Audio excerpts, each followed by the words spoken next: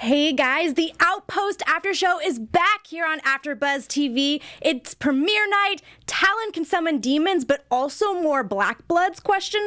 Janzo is racing to find a cure. And Garret, what happened to him? What's his fate? Do not leave the Outpost because we have a lot to break down. You're tuned in to AfterBuzz TV, the ESPN of TV talk. Now, let the buzz begin. Welcome back, all of you Outpost fans. Thank you so much for tuning into the Outpost After Show here on AfterBuzz TV. Tonight, we are breaking down the Season 2 premiere, We Only Kill to Survive. I'm your host, Veronica Valencia, and if you are joining us for the first time, welcome. We are so excited to have you. And if you are returning to our after show from Season 1, you might see a little less faces. Currently, it is only me. Unfortunately, Talon and Mina could not join us for this show. But we miss them, we love them, and we know that they had great things to contribute. But thank you so much for tuning in to listen to this face just talk to you for like 20 minutes or 40 minutes or however long. It's great. Coming up later in the show, we're obviously going to be talking all about Talon and her ability to summon these Lakiris, as well as who is this new Blackblood that's joining the game. Is she going to help Talon, friend or foe? What do we think? Janzo, of course, is still giddy over his infatuation with Talon. We're going to be talking about him trying to find a cure, as well as Gwynn still trying to grasp being a queen, and Garret, dead, alive? We don't know, but we'll discuss it. So let's get right into it. And I think because we opened with Garret trying to find Dread, we should dive right into that. So obviously, we need to find Dread. Garret is going out with the crew to try and find him to bring him to justice. And we get a really cool action scene, and another character makes a special appearance, Essa, which I was really happy to see her because I think last season I was disappointed to not really see her. You know, the show was promoting her. She seemed like she was going to play a much bigger role than she actually did. Hoping this season she'll actually get more screen time, but we still don't know because this opening sequence was really short and very straight to the point because, you know, as we think Dread is about to be killed by Garret, there we go. No, it's Garret the one who's actually slayed by the sword. And you know, it was surprising to an extent because you don't think that within the first, 5 minutes, one of your core 4 characters is going to be, essentially injured. I don't necessarily think he's dead, just because I think, he would, if he was, I feel like Garret, being one of our main characters would go out with a much bigger bang. There'd be like dramatic music. He'd be surrounded by all of the other people. I don't think he's dead, guys. But they definitely know how to kind of keep you on your toes when it comes to this. I honestly thought Dread could be dead. If they had killed off Dread in the first 5 minutes, I would have been okay with that because he was the big baddie all last season. And I can totally see them killing him off in the first 5 minutes to make way for whatever new big baddie is going to be at the forefront this season. Kind of taking over his place. Maybe it's someone else higher up in the Prime Order. We don't know. But as of right now, Dread is still alive. Had he died, though, I would have totally understood, and I would have accepted it. I don't think I would have been disappointed had they killed him off too soon. Those are just some of my thoughts on that. So now that we've kind of covered that opening sequence, let's go into kind of the bulk of this episode, which was Talon and kind of discovering that she's not the last Blackblood. So we see Talon with the drag man, who turned out to be a little girl in the season finale, which we were not expecting that. There was so much hype behind the drag man. We had no idea who he was. Turned out to be this young girl. And Talon is trying to get out of the drag man the names of the Lakiri that she can summon, or more of the demons that she can summon. And I found this comical because it's like, Talon, I think, one demon is good for now. I am kind of still expecting to see kind of like this long training montage of Talon really understanding how this power that's inside her head works. But who knows? It could be an inherent thing. Maybe it's just something that she taps into and she's naturally able to deliver on. It's it kind of seems like that's what it's going for, but Talon is insisting that she get more names so that she can summon more demons to help Gwynn take down the Prime Order. And, like I said, I think Talon is strong-willed. I think she wants to do her best to help. I think she knows she has this ability that will help everyone. And I think being able to summon one demon for now is good enough. I think that's more than enough for her to handle. I think if she had more, it would become a little overwhelming for her personally. So in summoning this new demon, she's also summoning a new Blackblood, which there was a little flashback to when Talon was kind of taken in by a human village after her village and her people were slaughtered. And we kind of see that there's this older gentleman who also turns out to be a Blackblood. And this was interesting because, all the first season we were told Talon is the last Blackblood. This is her journey to go and get revenge for her people. And so to all of a sudden see a new Blackblood show up was kind of, it struck curiosity for sure, because it's like, well, who is this guy? And almost in a sense, why didn't Talon recall this sooner? Unless maybe she really just didn't know.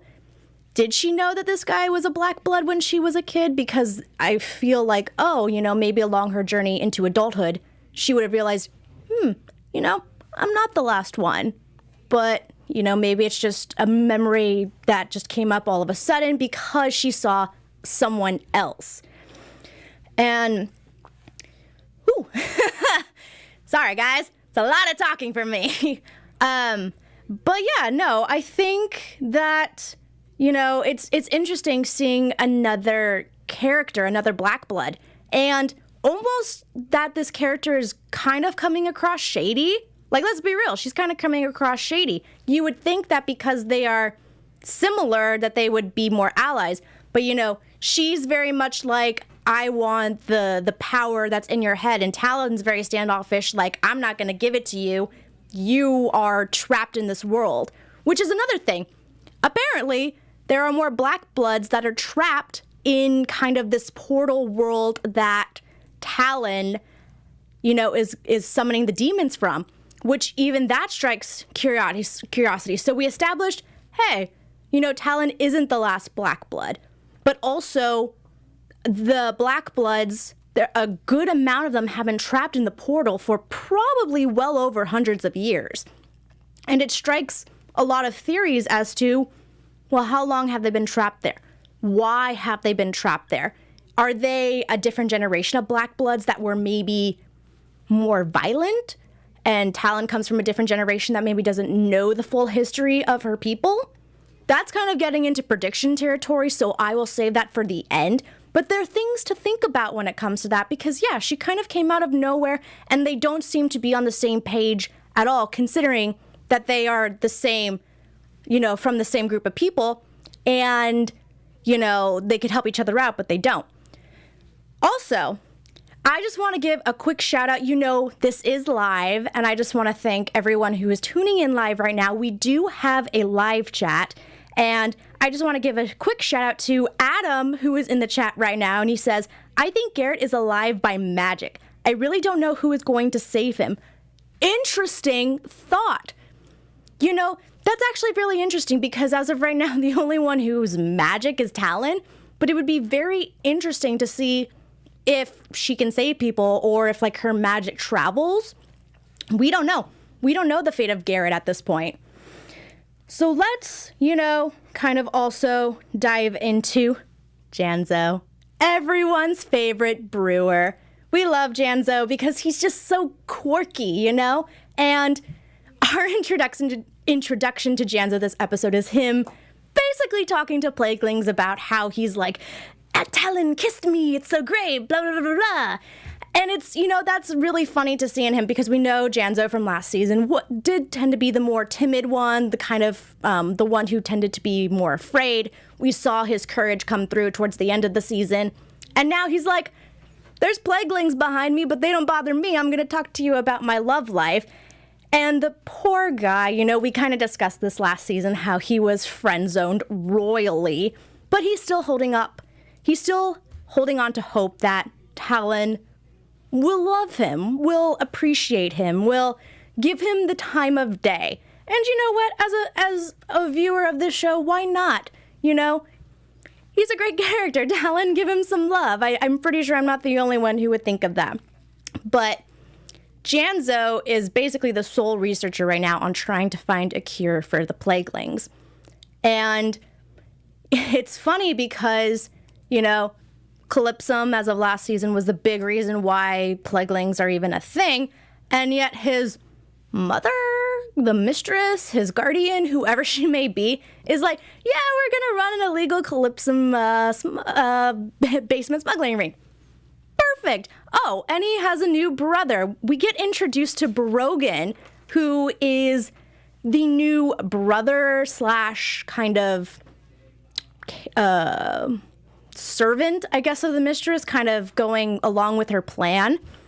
He's an interesting one because he seems like he literally got plucked from the people of the outpost and just like, you'll do. I need someone to replace the person that I once had. You seem fine. Do this thing for me. He's just very out of place.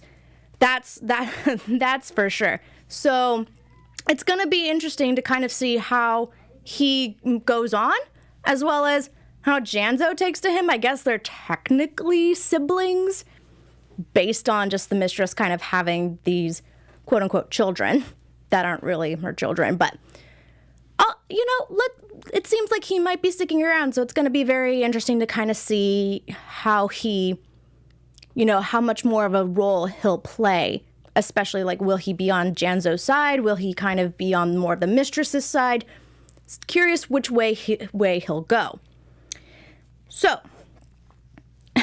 let's now talk about, you know, Gwynn. Gwynn, who is still very much so trying to get a hold of being queen, of the new queen, basically taking ownership of her royal blood. And she has a lot to live up to, you know. She's kind of coming into this power with a sense of, people will listen to me, people will follow me, but, you know, she hasn't exactly established that credibility. So she's really struggling at this point to get people to trust her, to get people to want to follow her. And the struggle she's having in this episode is everyone's out to find Dread because they don't want him to go back to the Prime Order and kind of reveal his findings of the outpost and everything that's going on there. And so she's basically having her guards work around the clock, and Withers brings up a really good point of like, you know what, you can't have them working around the clock like this, because there's a good chance they might get fed up with it and leave and go to your enemy, essentially. So she's working really hard, and she's coming from a good place of like, this is our enemy, we need to find him so that, you know, the punishment or the war that is coming is not expedited. But at the same time, you know, she needs to reward these people a little bit more because they are working so hard, and because she needs to earn their trust at this point. She can't just kind of go into her new position and say, I need orders. And she's aware of that. And we did see her last season, you know, she wants to be a queen that earns the trust of her people. She doesn't kind of just want to bark orders and expect people to follow her, because that's not how it works, guys. And so we also see kind of the rift between Gwynn and Talon, and their last season, their relationship, you know, it was great to see how it kind of evolved over the course of the season, because these two women started off as, you know, kind of like rivals in love, or, you know, just two different sides of the coin. But they really came together at the end of the season. And this season, you know, it's kind of opening like there's another. I feel like these two are always going to be rocky, just because they come from two different places, and I feel like they have two different ways of thinking. Gwynn, you know, wants to think with her heart, but has to think logically. And Talon is very, you know, strong-willed, and she'll kind of just do things impulsively. So they have two different ways of thinking, and I feel like they'll butt heads a lot in that sense. But, you know, Gwynn, you can tell Gwynn wants to keep Talon close, because that's kind of the only friend she has at this point. No one else is really a close confidant. Everyone else just kind of serves her because she's royal at this point. So she wants to keep people that she can confide in, people that she can talk to. And oddly enough, that's Talon, even though, you know, they disagree on a lot of things. So I'm really hoping that they can, you know, continue to grow on this relationship, because they're going to need each other throughout this, throughout the rest of this season, I feel like, especially knowing what happened to Garret. I mean, we don't know what happened to Garret, but just the news or the idea that he's gone is really going to, it's going to bring them closer, that's for sure. Again, we have a live chat here, guys, and again, shout out to Adam coming in with these theories. He's saying the Blackbloods that are trapped on the other side, in my opinion, are a rogue tribe separate from the other Blackbloods. You know, I'm curious too. Like, are they not necessarily the same group of people that Talon comes from? It could very well be. You know, we don't see much of Talon when she had her ears. So at first I was like, oh, they have like the two little nubs on their ear, but so are they different? Maybe that's how Talon's ears was. Again, we just never really saw Talon with her ears because she cut them off when she was so young. So who knows? That's definitely something to explore this season when it comes to this new group of Blackbloods. The last thing, guys, that I really want to touch upon is Marshall Withers. Last season, I thought he was the shadiest guy. He was hard. He was one of those characters that you kind of loved to hate, and because he was shady, and, you know, he didn't trust Talon, who is obviously our hero. He had a rough relationship with Garret, who obviously is a fan favorite. You know, he just was always going against them. So he's one of those characters that was very hard to get behind. Obviously, towards the end of the season, we kind of, you know, he grew on us as an audience because we started to see his softer side, as well as the side of him that really does care and really wants what's best for the greater good. This episode, I was very pleased to see his parental, the parent in him come out, the love that he has for his son. We really did see his anger towards that soldier that basically told him Garret was dead, or at least he thinks he's dead. And Withers is so upset, why didn't you bring him back? Why didn't you do anything to save him? Even though Withers has a very strong role to play in the Outpost and tries to keep his relationship separate, he's still a father, and we still did get to see kind of that love come out. So that was a pleasant surprise because, this character has a very hard exterior. So it was kind of nice to see him break down that barrier for just a little bit. It was a pleasant surprise, guys, I must say. So now that's kind of all the things that happened, all the big things that happened in this episode. So I think the only proper thing to do now is to go into some predictions of what's going to happen next episode. And now, your AfterBuzz TV predictions.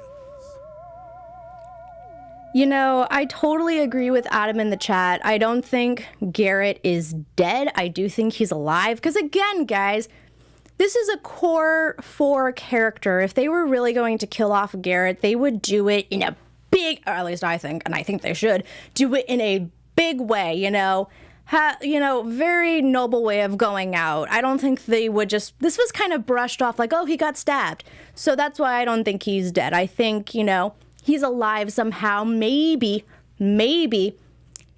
Dread is taking him to the Prime Order. Maybe he'll be a prisoner there, and the next goal will be to, in addition to summoning demons, Talon's next goal will be to save Garret from the Prime Order. Because maybe they think they can use him as leverage. Maybe they think, they can try and get something out of him in terms of, what's the plan on the other side.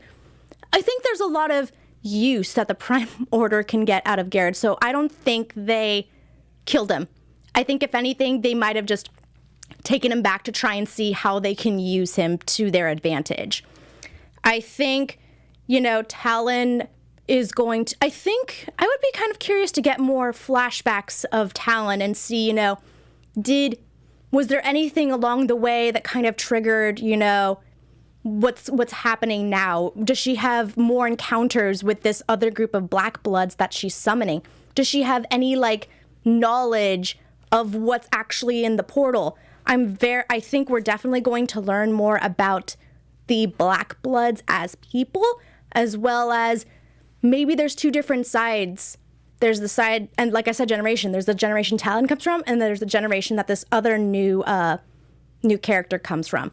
So very curious to see how they're going to dive into that, because that's something something they could have done last season that would have been cool to see. But now maybe they have more time to go into depth now that they've kind of introduced these new characters. And of course, Janzo. You know what? He's very smart. He's very much going to come up with a cure. And you know what? I'm rooting for him. I'm hoping that things go around for him. And if it's not, Talon, I hope that he finds love. Because he, after everything that he's been through, he deserves some love. So let's give Janzo some love, guys. And that is it for our review of the Season 2 premiere of The Outpost. Thank you so much, everyone, for tuning in. I really appreciate it. It's a lot of me just talking, but I love the fact that you're here and that you want to partake. Again, we have a live chat that you can tune into to give your opinions. Leave your opinions in the comments and YouTube, and you can also go catch us on iTunes and leave a review there. Give us 5 stars because 1 through 4 don't work, obviously. And, I would love to see your reviews there as well as your comments down below. So thank you again so much. I'm Veronica Valencia. You can find me on Twitter and Instagram at @itsme, Veronica_V. And thank you again, and we will see you next week. Bye, guys. Our founder, Kevin Undergaro, and me, Maria Menounos, would like to thank you for tuning in to AfterBuzz TV. Remember, we're not just the first, we're the biggest in the world, and we're the only destination for all your favorite TV shows. Whatever you crave, we've got it. So go to AfterBuzzTV.com and check out our lineup. Buzz you later. The views expressed herein are those of the hosts only and do not necessarily reflect the views of AfterBuzz TV or its owners or principals.